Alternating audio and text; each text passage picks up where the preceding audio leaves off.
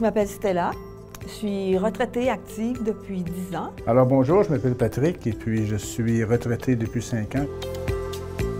J'ai connu le Y par l'édifice du Y de NDG et j'ai commencé à m'entraîner au Y au début de ma retraite, donc il y a 10 ans. J'ai fait plusieurs activités bénévoles aussi pour le Y de NDG. On a été aussi pendant plusieurs années donateurs pour encourager le Y.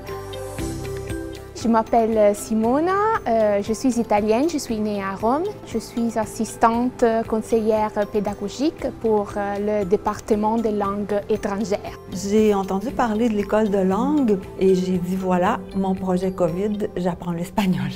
Moi, j'y pensais pas vraiment, mais l'an passé, donc 10 mois plus tard, la piqûre m'a pris. L'apprentissage d'une langue, pour moi, est une opportunité de développement personnel et peut-être aussi de développement professionnel. Apprendre une langue signifie aussi s'ouvrir à soi, s'ouvrir au monde. L'apprentissage d'une langue, c'est la découverte d'un univers. Disons que c'est même au-delà de ce que je pensais parce que je voulais apprendre une langue pour pouvoir communiquer avec les gens lorsqu'on fait des voyages dans les pays hispanophones. Mais je découvre la culture de plusieurs pays latino-américains et c'est comme...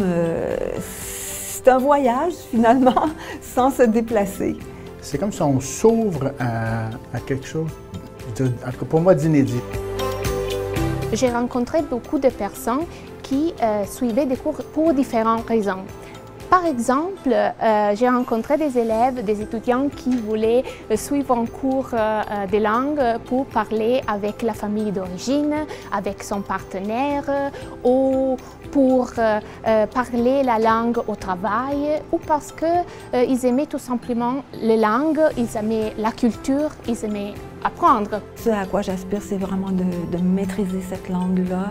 J'aimerais bien, gros, pouvoir faire du bénévolat pour aider les hispanophones à s'intégrer à notre société. Ça fait partie de mes objectifs. Alors pour ça, je voudrais aller plus loin dans la langue. Et ce qui m'impressionne le plus, je dirais, ce sont les professeurs. Professeur Re dans mon cas, parce que j'en ai eu 4.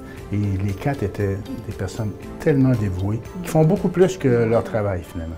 Je ne m'attendais pas de pouvoir atteindre autant en si peu de temps, parce que 2 ans, c'est pas si long quand on pense à toute la complexité que représente l'apprentissage d'une langue.